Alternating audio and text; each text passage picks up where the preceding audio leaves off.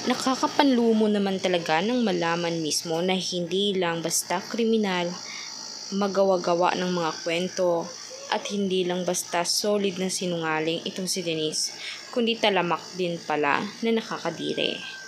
Kitang-kita mismo sa CCTV kahit naman hindi siya sumang-ayon sa mga ipinapataw sa kanya ng mga kasamahan niya.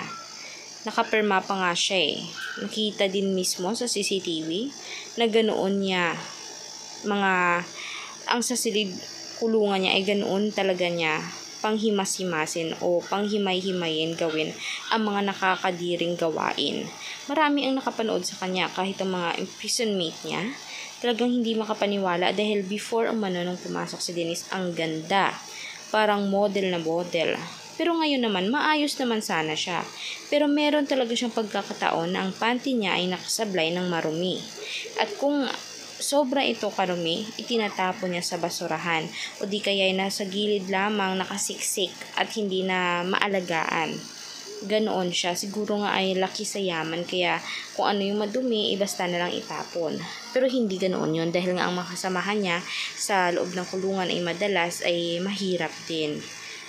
Pero sa kanila na sobrang yaman ay hindi yun na nakakabago dahil iba ang nakikita ng tao sa kamera at sa loob mismo.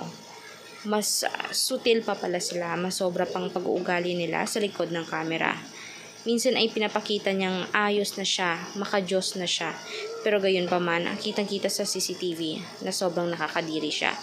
Kaya for more public videos, mag-subscribe na guys. Salamat po.